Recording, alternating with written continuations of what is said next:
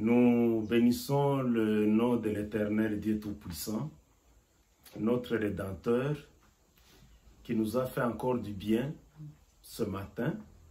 Il a permis que nous puissions voir ce jour par sa grâce. Mes bien-aimés frères et sœurs, nous allons continuer et terminer avec l'enseignement que nous avons commencé sur une église révolutionnaire. Nous avions dit qu'une église révolutionnaire est une église qui doit revenir sur sa source, qui doit demeurer sur sa source. Et la période que nous traversons est une période tumultueuse sur le plan spirituel, sur le plan religieux, sur le plan de l'Église. L'Église traverse un moment de détresse, l'Église traverse un moment de problème à cause des hommes de Dieu, à cause du vagabondage spirituel des hommes de Dieu, à cause de la prostitution spirituelle de ceux qui se disent ministres de l'Éternel, de ceux qui se disent apôtres, de ceux qui se disent pasteurs, prophètes, ainsi que d'autres noms qui se donnent bishop et patriarches, mais qui ne sont que, dont parmi eux, la majorité sont des loups ravisseurs, dont le Seigneur Jésus a dit, ils viendront en peau d'agneau, mais dans leur cœur, ils ne seront que des lions, que des léopards, qui viennent pour détruire, pour égorger les brebis du Seigneur Jésus-Christ. Voilà pourquoi, mes bien-aimés frères et sœurs, nous avons compris qu'il était possible que certains, en écoutant ce message, puissent revenir à la voix du Seigneur, puissent revenir sur leur ministère, sur l'importance de leur choix. Pourquoi le Seigneur Jésus les a choisis? Si le Seigneur Jésus t'a choisi, c'est qu'il a un plan. Il a un plan, il ne peut pas te choisir pour rien. Tu es un prêtre, tu es une nation sainte, tu es un royaume de sacrificateurs. Donc tu dois savoir que Dieu compte sur toi. Et comme le Seigneur compte sur toi, il t'a donné, il t'a confié ses enfants. Pour que quand tu reviendras, ils puissent trouver que tu es en train de bien les nourrir et non les maltraiter. Tu es en train de les nourrir de la nourriture qu'il t'avait laissée, qui est sa parole, comme il avait dit. Enseignez-leur tout ce que je vous ai prescrit. Mais aujourd'hui, les faux docteurs, ils amènent leur doctrine, je ne sais pas, des démons, ils les ramassent, je ne sais pas où, ils enseignent n'importe quoi, mais la parole de Dieu qui consiste à conduire l'homme vers la vie éternelle, ils n'en touchent pas. La parole de Dieu qui conduit l'homme de Dieu, l'enfant de Dieu à marcher dans la vie de sainteté, dans la vie de crainte de Dieu, ils n'en touchent pas. Laissez-moi aujourd'hui donner le reste que le Seigneur m'a donné. Bien sûr que c'est beaucoup, mais nous donnons ce que nous avons, petit à petit, et nous croyons que le Seigneur va continuer à aider son peuple. Donc nous avions vu le point hier, donc la fois passée, nous avions vu le point 4 qui parlait sur la profanation de l'Église. Vous avez profané l'Église du Seigneur Jésus-Christ. Ou tu as profané l'Église du Seigneur Jésus-Christ. Si aujourd'hui le monde se trouve dans l'Église, mais c'est à cause de toi. C'est à cause de ton infidélité au Seigneur Jésus. C'est à cause de la prostitution qui t'a amené dans l'Église. Qu'aujourd'hui l'Église est en train de perdre son respect dans le monde. Mais aujourd'hui, le dernier point ou l'avant-dernier point, nous allons parler sur, donc le cinquième point, c'est l'heure des antéchrists. Mon frère, ma soeur, toi qui continues à souffrir dans ton cœur, toi qui sens que il y a quelque chose qui ne va pas, tu es en train de prier, tu es en train de gémir à cause de la prostitution, à cause de la léthargie qui est entrée dans l'église, tu dois savoir que c'est l'ère des antéchrists. C'est normal que cela arrive. C'est l'heure des antéchrists. Le Seigneur Jésus, l'homme de Dieu, Jean, l'apôtre Jean, qui est le dernier des apôtres, il avait dit dans son livre, dans sa lettre, dans sa première lettre au chapitre 2, le verset 18, excusez-moi, je vais prendre mes autres yeux pour un peu de m'aider, faire bien la lecture. Voilà, dans sa première épître, chapitre 2, verset 18, ou bien 1 Jean 2, 18, voilà ce que l'apôtre Jean dit. Petits enfants, c'est la dernière heure. Et comme vous avez appris qu'un antéchrist vient, il y a maintenant plusieurs antéchrists. Par là, nous connaissons que c'est la dernière heure. Petits enfants, c'est la dernière heure. La période que nous vivons maintenant, le siècle que nous vivons, mes bien-aimés, nous sommes à la dernière heure. Voilà que les nations maintenant sont en train de faire tout pour former une seule nation, pour faire un seul drapeau, pour faire une seule monnaie, pour faire un seul gouvernement. Les gens sont, bien que maintenant nous prions, Seigneur, nous te demandons de finir avec cette pandémie. Mais la situation ne reviendra pas comme avant. La situation ne reviendra pas comme avant. Mais bien aimés, je vous le garantis que la situation va s'empirer davantage. Puisque le Seigneur Jésus a dit, les jours que vous apprendrez à dire paix, ça sera la fin. C'est-à-dire que maintenant la situation va aller en s'empirant. Ne croyez pas qu'il y aura un autre moment agréable. Ça ne va plus venir. Rien ne va changer de bien. Vous attendez que les économies des nations sont en décadence.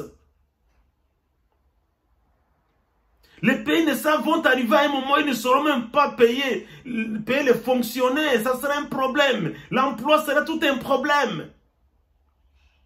Et c'est ce qui va pousser à ce que le diable arrive à son objectif, qui est aussi l'objectif de notre Seigneur Jésus-Christ, qui est l'objectif de Dieu. Faire une nation afin que Jésus vienne. Quand les gens vont commencer à dire c'est la paix, et puis c'est fini, l'église va partir. Mais bien aimés, nous sommes à la dernière heure. C'est pourquoi vous voyez que beaucoup d'antéchrists se sont mis debout un peu partout. Ne vous étonnez pas de voir tous ces gens qui crient gauche à droite, qui chantent. Ils sont en cravate, ils sont en costume, ils ont de belles voitures, ils ont des maisons, ils ont un beau langage, ils ont la parole facile, ils mentent facilement, ils ont tous ces gens-là. Mes bien-aimés frères et sœurs, nous devons faire attention. C'est le moment de faire attention. Avant que l'antéchrist lui-même, l'homme du péché, l'homme des abominations, l'homme de la destruction, avant que lui-même ne soit, il a déjà envoyé ses serviteurs, il a déjà envoyé ses prédécesseurs qui sont là. Ils sont en train de venir préparer son chemin. Il a déjà envoyé ses Jean-Baptiste. Puisque c'était un imitateur. Il a toujours imité comme Jésus. Jean-Baptiste était venu pour préparer son chemin. prépare le chemin du Seigneur. Lui-même, il a envoyé ces gens pour préparer le chemin de l'homme du péché. Mais ce qui me fait mal, ce qui me fait pleurer, c'est que beaucoup de chrétiens ne comprennent pas cette réalité. C'est ce qui me fait mal. C'est que beaucoup de chrétiens sont là seulement en train d'applaudir, d'acclamer des personnes qui ne sont que des antéchrists. Quand vous voyez ces gens venir, ces antéchrists, il y en a plusieurs maintenant. Il y en a plusieurs. Ils ont l'apparence de piété. Ils ont l'apparence d'humilité. Ils sont en longue robe. C'est pourquoi aujourd'hui vous voyez partout, que ce soit les catholiques, que ce soit les protestants, que ce soit quoi, tous sont devenus en longue robe, des grosses croix, des croisés. Ils sont là. Les choses que tu avais vomies, aujourd'hui, ils sont en train de les prendre comme des choses saintes. Connaissez que c'est la dernière heure. C'est la dernière heure. Il n'y a que des femmes sages, des hommes sages qui vont comprendre, qui vont continuer à garder les lampes allumées avec de l'huile à côté. Sans distraction. Dans ce même livre de 1 Jean, le chapitre 4, le verset 1er nous dit ceci. Bien-aimés, n'ajoutez pas foi à tout esprit, mais éprouvez les esprits pour savoir qu'ils sont de Dieu. Car plusieurs faux prophètes sont venus dans le monde. Mais bien-aimés frères et sœurs, et j'en appelle aussi à certains pasteurs qui se permettent de mettre ces faux prophètes sur leur chair, qui exposent les brebis du Seigneur devant ces faux prophètes, qui viennent les enseigner des choses hors la parole de Dieu, qui viennent les enseigner les choses, qui viennent les troubler, qui viennent mettre des troubles dans leur connaissance, des troubles dans leur vie spirituelle, des troubles dans leur tête. Résistez-les. Vous qui êtes encore de vrais pasteurs de brebis, vous rendrez compte au Seigneur. Tant que vous continuez à exposer les enfants de Dieu, tant que vous continuez à exposer les chrétiens, les brebis du Seigneur, devant ces faux prophètes, puisqu'ils vous parlent en langue, puisqu'ils vous font, je ne sais pas, des miracles préfabriqués, vous, au lieu de discerner, l'apôtre Jean dit ici, bien-aimé, n'ajoutez foi à tout esprit. Je connais un soi-disant homme de Dieu qui s'appelle un apôtre d'un pays comme ça, qui avait dit que, que lui, il n'a pas, le diable n'est pas son ennemi, mais que son ennemi était un homme, un chef de l'État. Comment vous pouvez comprendre qu'un serviteur de Dieu dise que le diable n'est pas son ennemi, mais que son ennemi c'est un chef de l'État? Mais c'est anormal. Vous allez prendre cet homme, même si aujourd'hui il peut faire de quoi, des écoles bibliques, il forme de quoi, des séminaires, des conférences. Ce n'est qu'un faux prophète, ce n'est qu'un faux apôtre, qui est en train seulement de profiter de la naïveté de certains serviteurs qui les placent sur leur chair pour mentir, pour donner du venin. Eh bien, écoutez, si quelqu'un n'a pas la vie de sainteté et qui se met devant la chair, il ne transmet que du venin. Il est en train d'empoisonner ton église. Il est en train d'empoisonner quiconque l'écoute. Voilà pourquoi, mes bien-aimés frères et sœurs, nous devons faire attention. Bien-aimés, n'ajoutez pas foi à tout esprit. Ce n'est pas quiconque qui vient, il parle bien, il explique bien la parole. Ils ont un langage facile, ils ont une grande compréhension, mais ça ne peut pas étonner, car ça ne vous étonne pas, puisque le diable connaît bien la parole plus que quiconque. Le diable connaît la parole très bien plus que quiconque. Quelqu'un peut interpréter les Saintes Écritures et vous sentez comme si les cieux s'ouvrent. Avec une connaissance profonde, mais il n'est qu'une tombe. Comme Jésus avait dit, des tombeaux blanchis.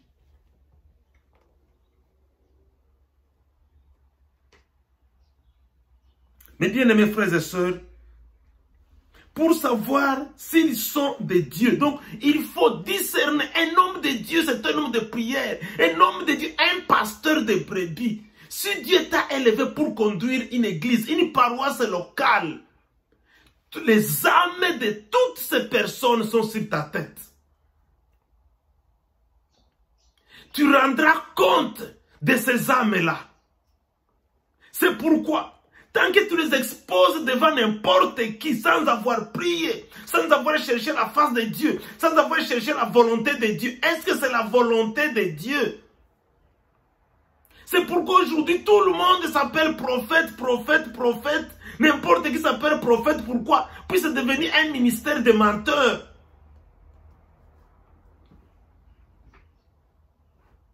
Un ministère des escrocs.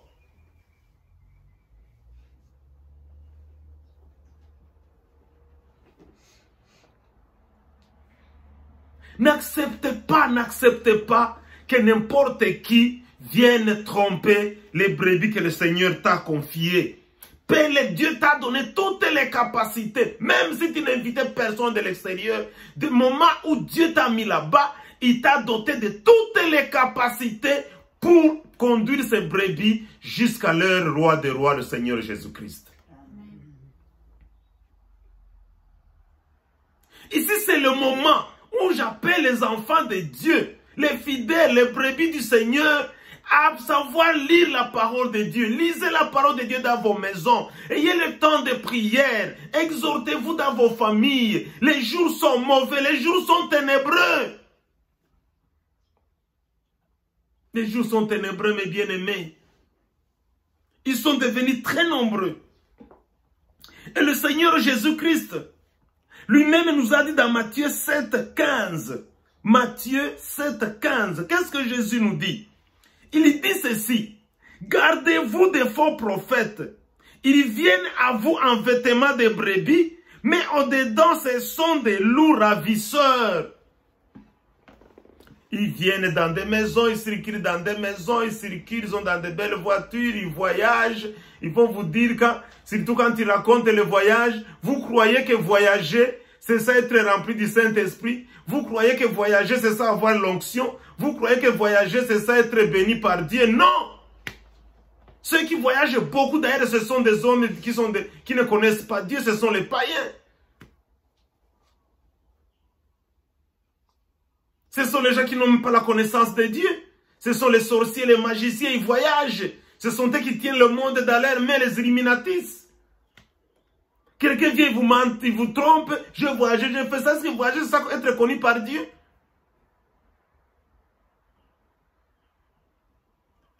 Le Seigneur Jésus nous avertit. Gardez-vous des faux prophètes. Ils viendront. Des faux prophètes. Ils viennent avec des vêtements de blanc. Des vêtements en blanc. Des vêtements de brebis. Qu'est-ce que c'est ces vêtements? Il faut semblant d'avoir de bons caractères. Il faut semblant d'être humble. Il faut semblant d'être obéissant à la parole de Dieu. Il faut semblant d'être saint. Mais au milieu d'eux, ce sont des loups ravisseurs qui ravissent les brebis dans les églises. Combien à Goma j'ai chassé? J'ai chassé. Combien de serviteurs que j'ai excommuniés? Qui ne sont pas de ma communauté, mais d'autres serviteurs d'ailleurs. Qui sont venus avec une pudeur, mais qui étaient des loups, qui ont commencé à suivre des filles dans l'église. Je les ai chassés, je les ai excommuniés.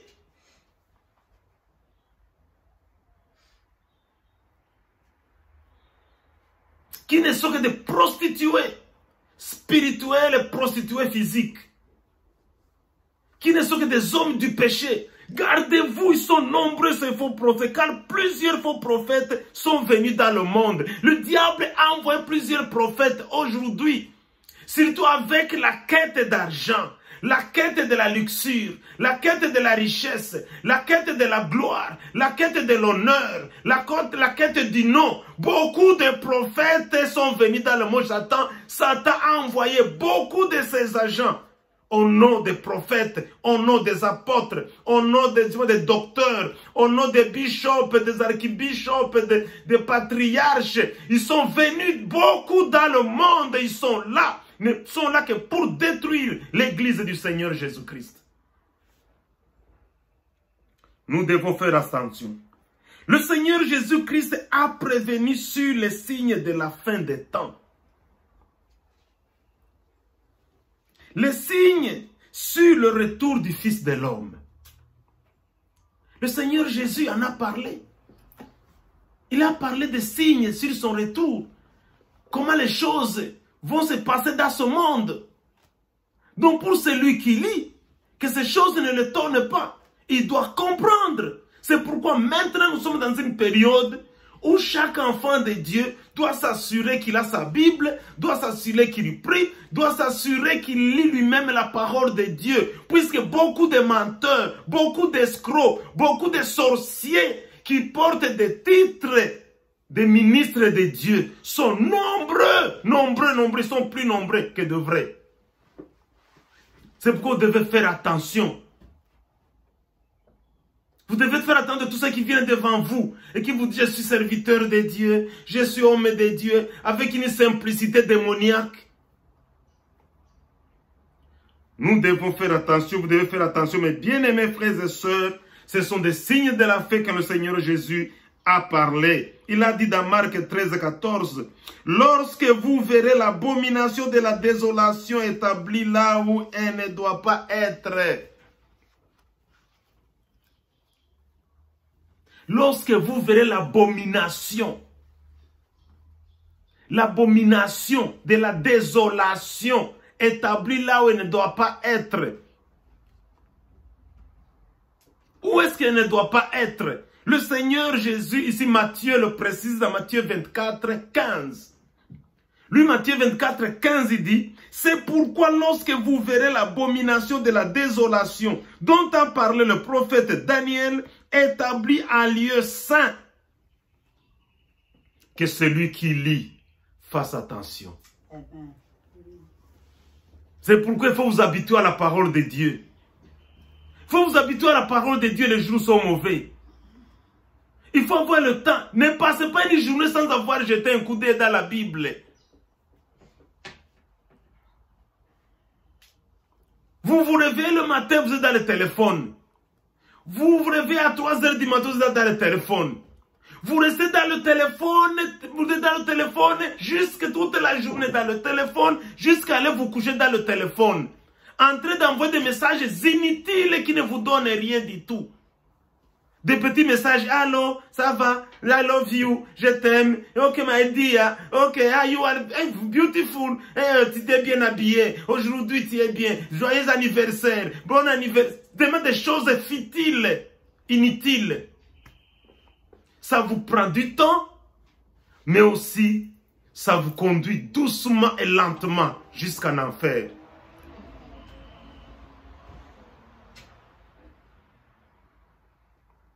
Mais le temps de lire la Bible, ça n'y est pas. Quand vous verrez l'abomination de la désolation établie en lieu saint, que celui qui lit fasse attention. Aujourd'hui, qu'est-ce que c'est l'abomination, mes bien-aimés? Un acte abominable est une action affreuse, une action vile, une action horrible, terrifiante, monstrueuse. Une action qui apporte la détresse. Une action qui apporte la honte de l'honneur. Il y a certaines églises, vous voyez le pasteur qui prend une fille de l'église, pendant la louange, il commence à danser avec elle. Et les gens, qu'est-ce qu'ils font? Ils applaudissent notre pasteur, notre bishop. Les choses honteuses sont venus à la chair dans l'église. Les choses horribles que même les païens ne supportent pas. Vous allez voir les pasteurs qui disent, il a des filles, je ne sais pas, de ministères. Les filles de ministères. Le divorce dont même les païens résistent. Le divorce est devenu monnaie courante au milieu des pasteurs. Les serviteurs de Dieu pour divorcer, c'est très facile. Très facile. Pourquoi? Ils sont devenus des coureurs de jupons, des apôtres coureurs de jupons, des bishops coureurs de jupons. L'abomination est venue à lieu, c'est dans l'église. Là où elle ne pouvait pas être. Des choses qu'on ne pouvait pas citer dans l'église. Aujourd'hui, on les cite facilement. Et les gens disent, notre bishop est loin, il a l'onction, il a l'onction. Quelqu'un qui enlève sa chaussure, il jette dans l'assemblée, tout le monde tombe comme des épileptiques. Mais je ne peux pas, parfois je me pose la question, je me dis, est-ce que les gens raisonnent vraiment? Si je suis ministre de Dieu, je forme mes collaborateurs. Mes collaborateurs, je les transmets ce que j'ai. Jésus a transmis à ses apôtres ce qu'il avait. Si je suis un leader spirituel, je transmets à mes collaborateurs ce que j'ai. Mais comment tu peux rester avec des collaborateurs qui sont des épileptiques spirituels? Chaque fois que tu passes, ils tombent. Tu jettes les souliers, les anciens tombent, les évangélistes tombent. Alors, quel genre d'église dirigée par des gens possédés par des démons?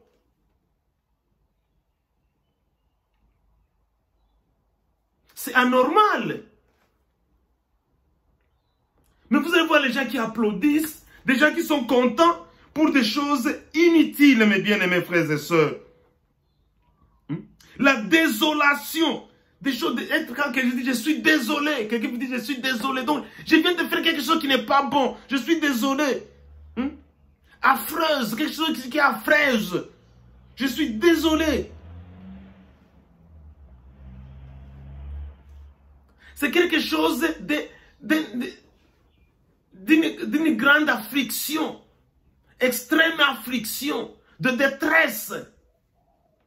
Mais centre à l'église, c'est facile, l'abomination de la désolation.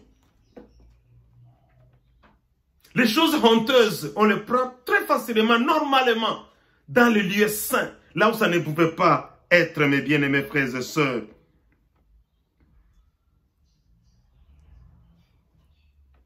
Vous allez voir les gens applaudir des choses inutiles.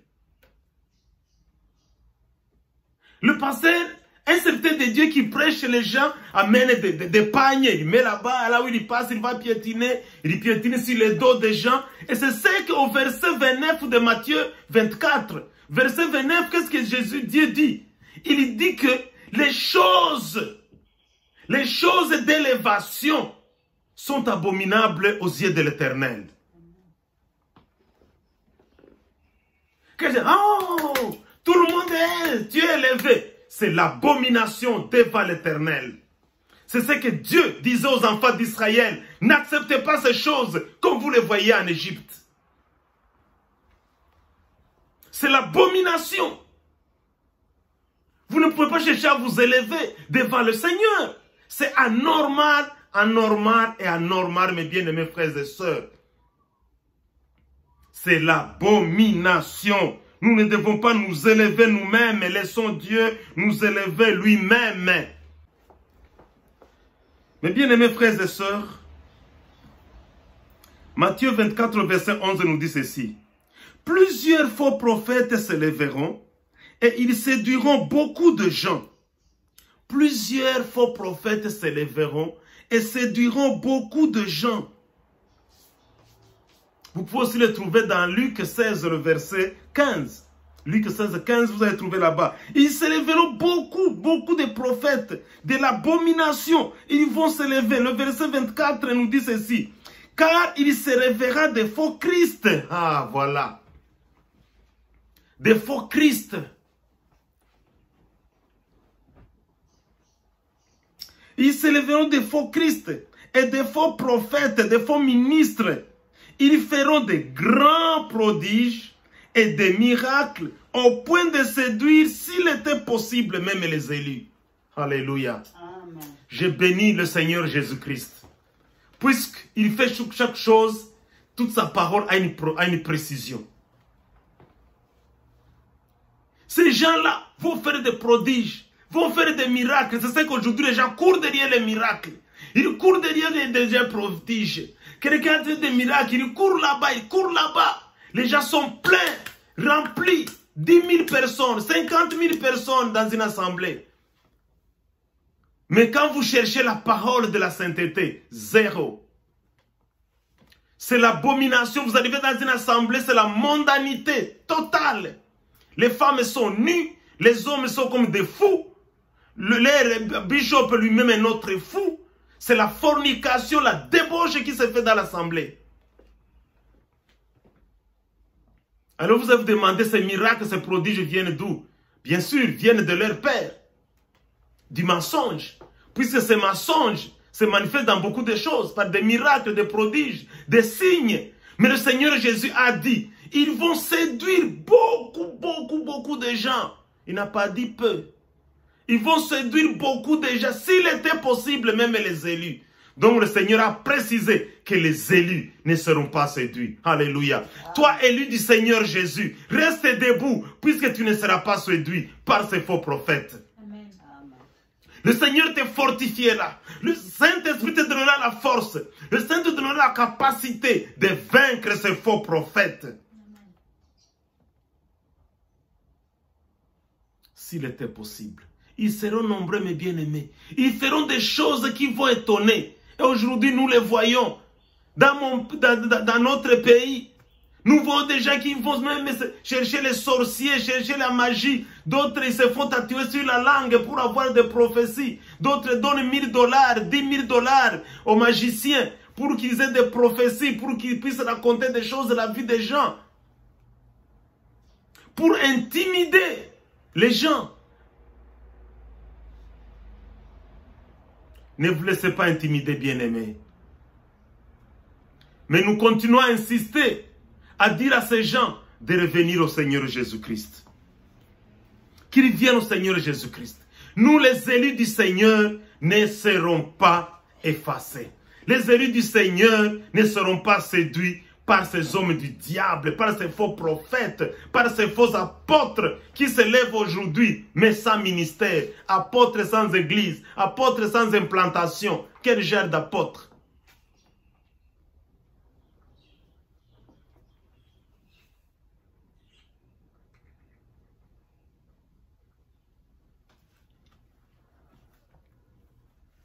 Mes bien-aimés frères et sœurs, le 6e point nous dit, veillez sur votre trésor, l'amour.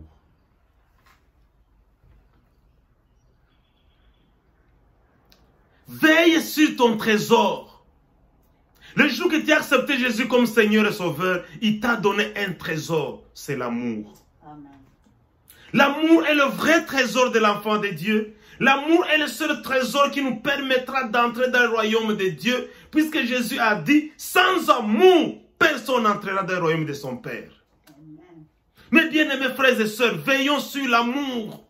Veillons sur l'amour. Pourquoi je parle sur l'amour? Nous allons le voir, car ces hommes du diable, ces antéchrists, la première chose qu'ils détruisent en vous, c'est l'amour. Ils vous sèment des choses, des pensées impures, des vérités impures, jusqu'à détruire l'amour. Vous allez devenir un orgueilleux. Un orgueilleux n'a pas d'amour. Un orgueilleux ne croit qu'à sur lui-même. Un orgueilleux croit que c'est lui qui connaît. Un orgueilleux croit que c'est lui qui doit recevoir. Un orgueilleux veut qu'il soit seul riche dans le monde. Un orgueilleux, il veut. C'est le diable. Il est tout, je vais monter, je vais m'asseoir, je vais faire ça. Un orgueilleux, il cherche seulement le je.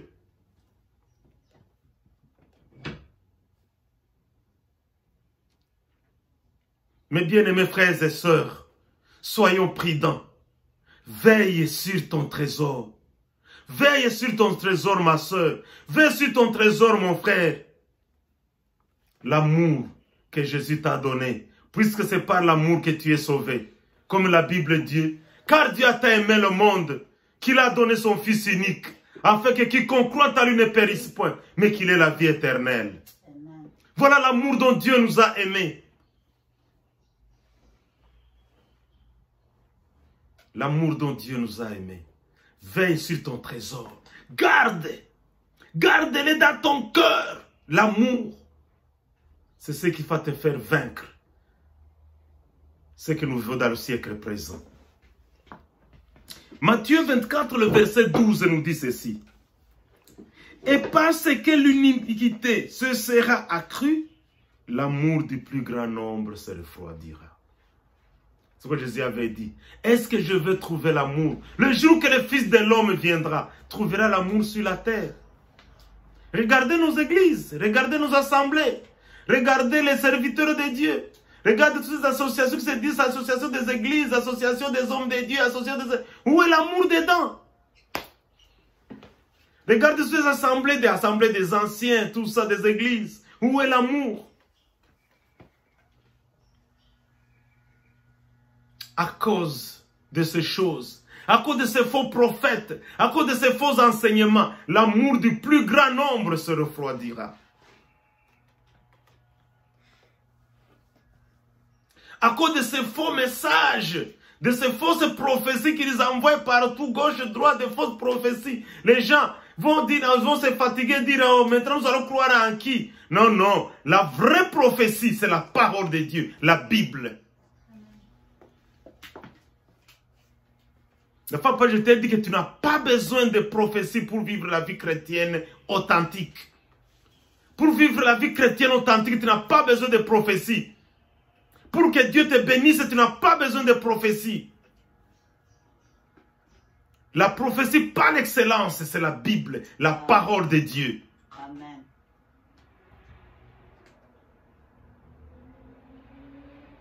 L'amour du plus grand nombre se refroidira.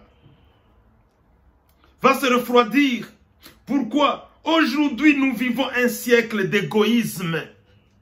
Nous vivons un siècle d'égoïsme, un siècle d'autosuffisance physique. Un siècle d'égoïsme, moi, seulement moi. La dîme, moi, les offrandes, moi, tout c'est moi. À quoi te servirait de gagner le monde entier et de perdre le royaume? Les gens sont en train de laisser ça. Les gens sont dans la détresse à cause de ce petit virus de Corona-19. Les gens tremblent, les millionnaires tremblent, les hommes d'État tremblent. Mon frère, ma soeur, pourquoi ce monde, homme de Dieu, reviens à ton Dieu? Observe où est-ce que tu es tombé. Revenez à ton Seigneur, revenez à celui qui t'a appelé.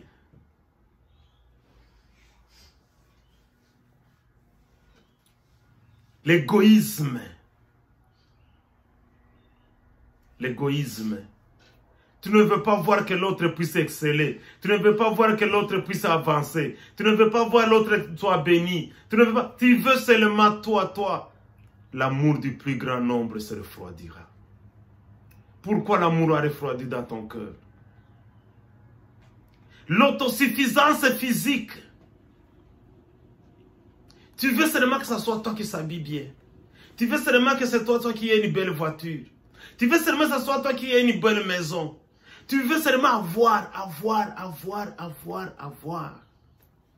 L'autosuffisance physique. Mais la chair ici nous a toujours déçus. Cette chair nous déçoit. Elle ne te dira jamais merci. Elle ne te dira jamais. Le jour que tu manqueras du carburant, cette chair ne te dira pas que chaque jour tu roulais dans la voiture. Regardez quand tu as mangé, il suffit que tu aies faim. La chair commence à tourner dans ton ventre et dire, donne-moi à manger, je n'ai jamais mangé. La glorification. La glorification. Les gens veulent être glorifiés. C'est pourquoi ils ont beaucoup de noms, beaucoup de noms. Ajouter des noms sur des noms, ajouter des noms sur des noms. Ils sont insatiables. Ils sont insatiables, ils ont toujours la soif d'avoir un nom. Ils étaient des apôtres, ils étaient des pasteurs, ils étaient des prophètes, ils étaient des évangélistes, ils étaient des évangélistes internationaux, ils étaient, je ne sais pas, des prophètes comment, ils étaient des docteurs, ils étaient des bishops, ils étaient des patriarches. Demain, ils vont devenir quoi? Ils veulent toujours insatiables avoir des noms, la glorification, avoir des noms. Mais ces noms vont t'amener où, mon frère, ma soeur? Jésus au ciel, le jour du jugement, il ne t'appellera jamais apôtre. Il ne t'appellera jamais, il ne dira jamais, oh pasteur Isaac, jamais.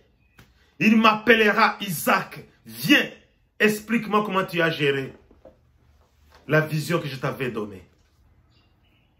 Il t'appellera par ton nom, il t'appellera par ton nom. José, viens. Il ne t'appellera pas Apostolina, il t'appellera José, viens. Il ne t'appellera pas patriarche, il t'appellera par ton nom. Matthieu, viens. Georges, viens. Ton nom, c'est ton nom qu'il citera. Beaucoup de gens se trompent, ils croient que, puisqu'ils sont, Jésus les a donné une petite parcelle de responsabilité. Ils veulent en abuser, croyant que Jésus ce jour va dire, ah, viens patriarche. Oh, parfois, c'est rigolant, vraiment. Parfois, je me demande qu'est-ce que les hommes cherchent. Des vanités. Quand nous dormons, nous sommes comme des morts. Nous nous réveillons le matin par la grâce. Nous sommes ressuscités. Nous sommes des ressuscités tous les matins. Qu'est-ce que vous cherchez, mes bien-aimés frères et sœurs? Revenons à la source, revenons à la source. Revenons à la source, mes bien-aimés. Revenons à la source. Les serviteurs de Dieu se sont lancés dans la course à la richesse. Les serviteurs de Dieu veulent avoir ça, vous voulez former, avoir des magasins, avoir de quoi, des business, avoir. Voilà pourquoi vous avez perdu le contrôle. Vous n'avez pas le temps de rester devant le Seigneur. Ce n'est pas mauvais. Faites ça. L'apôtre Paul causait aussi des bâches. Mais mettez votre conscience, fixez-vous sur la parole de Dieu, fixez-vous sur votre appel, cessez de vagabonder dans vos pensées, cessez de vagabonder à la course d'argent, je vais avoir. Avec ces enseignements que les Américains nous ont amenés, ils ont été ces anglophones, ont détruit l'église. Ce sont eux qui ont amené ces enseignements du diable, de la prospérité, de la richesse. Le pasteur doit prospérer, l'homme de Dieu doit prospérer, le serviteur de Dieu doit être riche. Voilà aujourd'hui l'église, les hommes de Dieu qui étaient humbles, les hommes de Dieu qui craignaient Dieu. Aujourd'hui aussi, ils sont tombés dans la quête de la richesse. Non, nous devons dire la vérité. Ce moment, en tout cas, je vous dis que maintenant, les Blancs n'ont pas quelque chose à nous donner. Ils n'ont plus rien à nous donner. Les Américains, les Européens, plus rien. Ils sont descendus dans une fosse profonde. C'est le moment que les hommes de Dieu, surtout en Afrique, vous avez encore, ou nous avons encore quelque chose, nous avons encore un trésor que nous devons amener à ces hommes-là.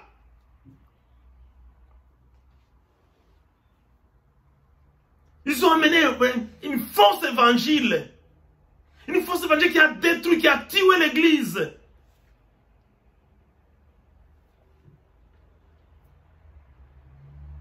Maintenant, c'est tout le monde qui veut l'argent. Et quand il ne trouve pas l'argent, puisqu'il ne peut pas le trouver dans l'église, il n'est pas un appelé de Dieu. Il ne sait pas comment former l'église pour que l'église croisse. Il ne sait pas comment avoir, depuis qu'il a commencé, ça fait 10 ans, il n'a que 5 ou 10 membres. Il ne sait pas comment on peut avoir 500 000 membres. Il ne sait pas comment on peut implanter 10, 20 paroisses. Il ne sait pas. Puisqu'il n'a pas l'onction de Dieu. Qu'est-ce qu'il va faire?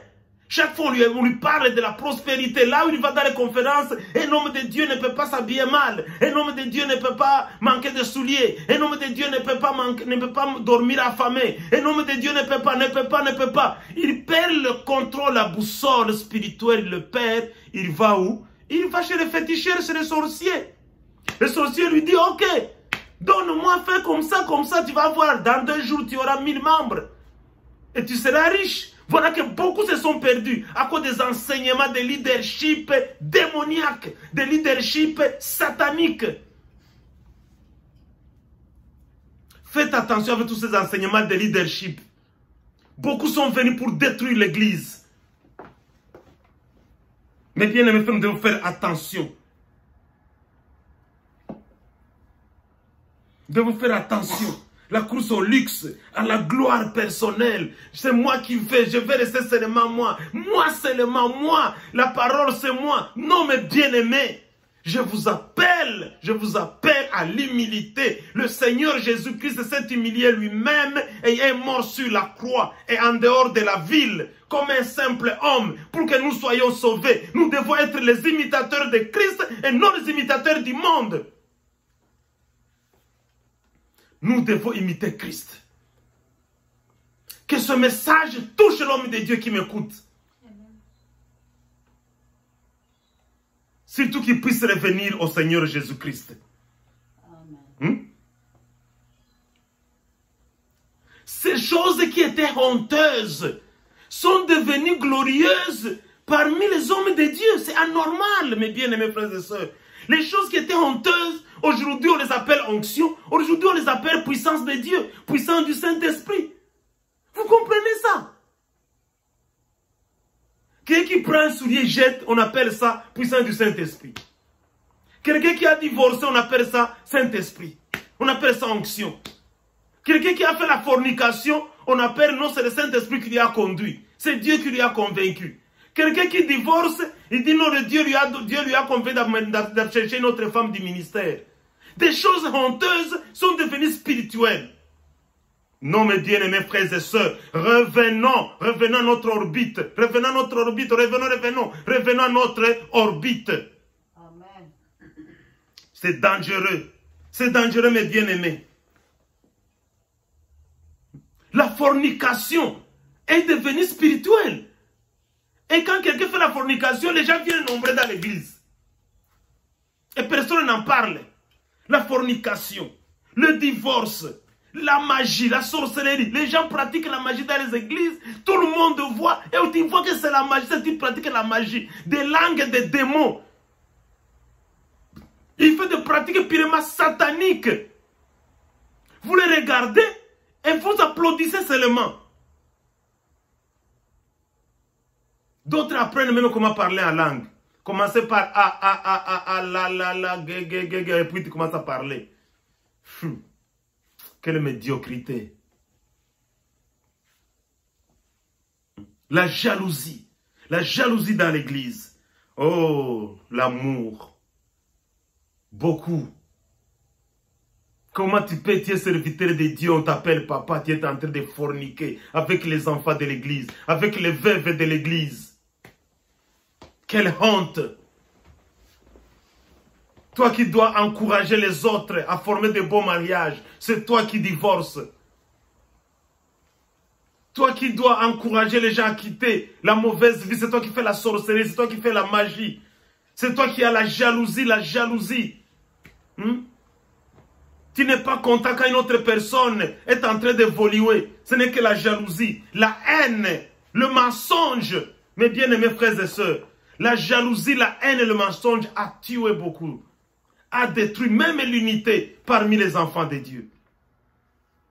Le commérage. Tu parles. Tu viens te faire des amis par le mensonge. Combien d'amis que nous avons perdus puisqu'il y a des menteurs qui sont allés siffler dans leurs oreilles. Combien de bien-aimés qui nous étaient proches, qui nous étaient très chers, qui ont écouté le mensonge dans leurs oreilles. Ils se sont éloignés. Et vous croyez qu'en vous éloignant, c'est ça le Saint-Esprit. C'est le Saint-Esprit qui vous a conduit. Il faut accepter que vous avez suivi le mensonge. Le mensonge tue. Et toi qui continues à mentir dans l'église du Seigneur Jésus-Christ, le Seigneur te détruira. Tu peux croire que tu es en train d'avancer. Tu peux croire que tu es en train d'évoluer. Tu peux prêcher, les gens t'applaudissent. Tu peux prêcher, les gens disent Amen. Mais le Seigneur te détruira. Amen. il te détruira.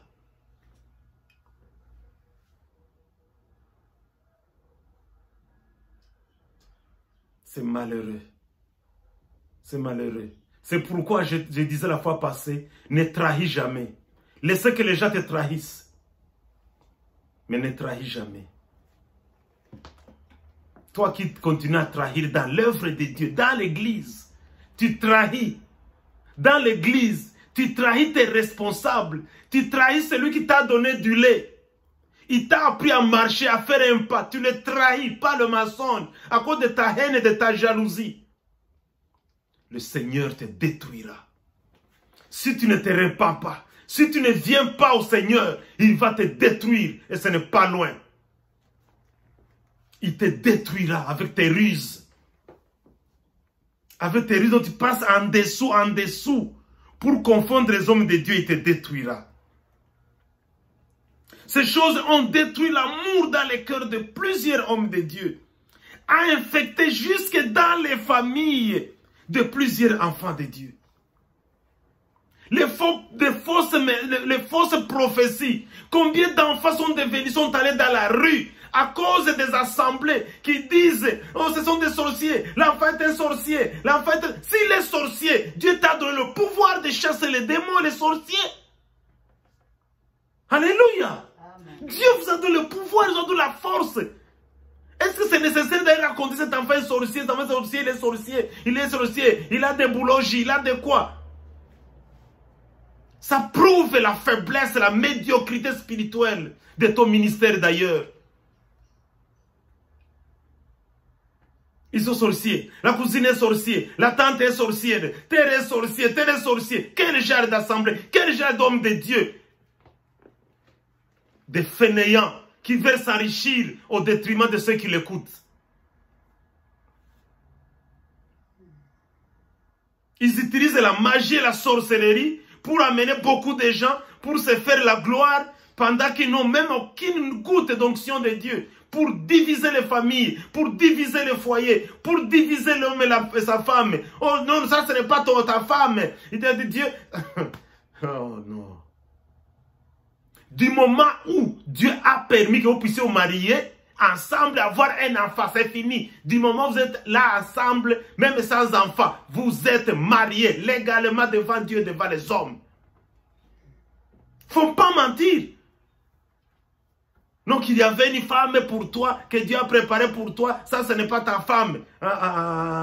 Oh, cet enfant, c'est l'enfant de la première femme, ce sont des sorciers, ils veulent te tuer. Oh, c'est ta mère. Ta mère ne t'a pas ensorcelé quand tu étais bébé. Ta mère ne t'a pas ensorcelé quand tu t'es marié. Ta mère, il va seulement t'ensorceler maintenant que tu as la richesse, l'argent et que tu veux l'aider. Comment on peut être aveugle jusqu'à ce point-là? Mes bien-aimés frères et sœurs, Jésus dit ceci, Matthieu 24, 10. Alors aussi, plusieurs succomberont.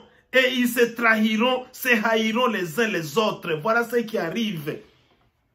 Vous pouvez même le trouver dans Apocalypse 21, 27. Apocalypse 21, 27 dit ceci. Mes bien-aimés frères et sœurs, vous qui trahissez, vous qui avez la jalousie, vous n'hériterez pas le royaume de Dieu. Vous n'entrerez jamais dans le royaume. Ceux qui font de telles choses n'entreront pas dans le royaume de Dieu. Criez du matin jusqu'au soir. Quittez même la sueur quand tu sautes devant la chair. Tu n'entreras pas dans le royaume de Dieu tant que tu ne t'as pas encore repenti. Je termine par le dernier point 7 qui dit ceci. L'église du Seigneur Jésus-Christ n'est pas destinée à disparaître sur la scène moderne. Alléluia. Amen. Je veux dire quoi? Toi, mon frère, ma soeur qui m'écoute, qu'il y ait ces faux prophètes, qu'il y ait ces menteurs de prophètes, des apôtres, mais toi qui es l'élu de Dieu, tu ne disparaîtras pas par leurs mensonges. Puisque Jésus a dit, s'il était possible, c'est-à-dire ce n'est pas possible que tu puisses disparaître. Que le nom de l'Éternel soit béni. Amen. Moi qui suis l'élu de l'Éternel, je ne disparaîtrai pas. Amen. Moi, Isaac, mon homme Moufambali, je n'irai pas chez les sorciers, je n'irai pas chez les magiciens. J'accepterai de mourir avec Jésus. Amen. L'église de Jésus ne disparaîtra pas. Puisque Jésus a dit dans Matthieu 16, Quand vous lisez Matthieu 16, 18 à 19, il a dit, les portes du séjour des morts ne prévaudront pas contre l'Église. Alléluia. Amen. Les portes de séjour des morts. Qu'il y ait beaucoup de... D'ailleurs, je peux vous encourager. Même les autres qui ne sont pas encouragés chez les magiciens, allez chez les magiciens. Vous aussi, soyez beaucoup de faux prophètes. Ayez beaucoup de faux prophètes et beaucoup de faux apôtres. Soyez nombreux. Mais c'est que je vous confirme, et que le roi des rois, le Seigneur des seigneurs a dit, les séjours des morts ne prévaudront pas contre son église. L'église du Seigneur Jésus, ceux qui craignent le Seigneur, ceux qui sont sauvés, ceux qui ont été lavés dans le sang de l'agneau, ne pourront pas disparaître sur cette scène moderne. Cette scène de prostitution, cette scène des homosexuels, cette scène des pornographes, que les lois soient nombreuses, que le gouvernement vote des lois d'accepter les pornographes, d'accepter les homosexuels, d'accepter n'importe quoi, mais ceux qui sont élus du Seigneur ne se perdront pas, ils hériteront le royaume de Dieu. Amen. Ils hériteront le royaume de Dieu. Mon frère, ma soeur, l'Église ne disparaîtra pas sur la scène moderne. En plus, Jésus dit, il dit, Jérémie, je te donne Pierre, je te donne la clé, je te donne la clé du royaume. Alléluia. Amen. Oh Jésus, tu es merveilleux. Si les hommes de Dieu pouvaient croire, mon frère, moi, c'est toi qui m'écoutes, toi qui vas chercher chez les magiciens, pendant que Jésus t'a donné la clé. Il t'a donné la clé de lier et de délier. Lier les démons, délier la parole de Dieu. Il t'a donné la clé, il t'a donné la force, le pouvoir. Pourquoi aller s'humilier devant les petits sorciers? Tu vas s'humilier devant les petits magiciens.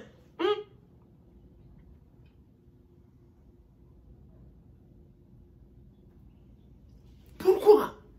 C'est nous qui avons reçu la clé.